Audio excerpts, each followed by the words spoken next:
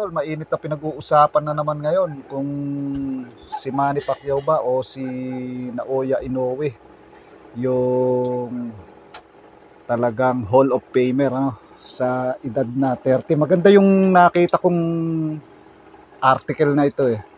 So dito nga nakalagay yung mga tinalo ni Manny Pacquiao: si Marco Antonio Barrera, Juan Manuel Marquez, Eric Morales, Oscar De La Hoya, Ricky Hatton, Miguel Cotto. Samantalang sa kay Naoya Inoue, Nonito Donaire lang yung Hall of Famer na tinalo niya, no. So talagang napakalaki ng pagkakaiba kasi maraming nagsasabi o nagkukumpara sa dalawa, no. Ito raw yung kaya raw higitan ni Naoya Inoue si Manny Pacquiao. So ganito.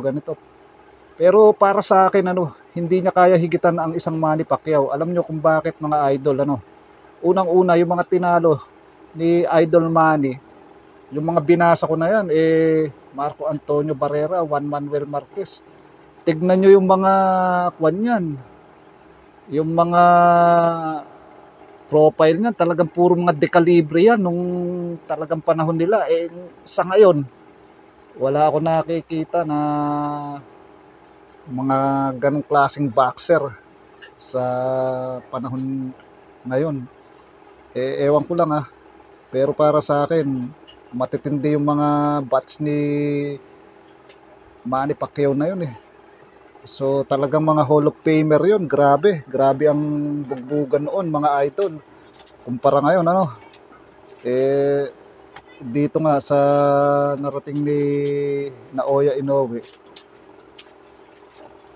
isang Hall of Famer lang yung nakabangga niya. Yan nga si Idol Nonito, ano. Tapos may edad pa nung nakalaban niya.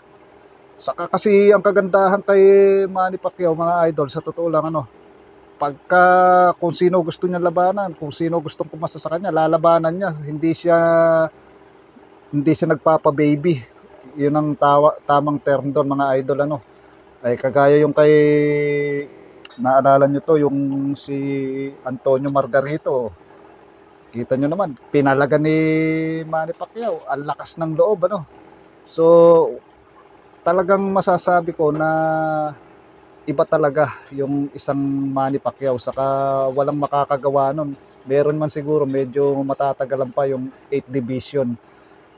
Napakahirap ng burahin nun, ano, mga idol. Talagang maitatatak na natin talaga. History na yon. So para sa akin, Manny Pacquiao pa din ako, mga idol.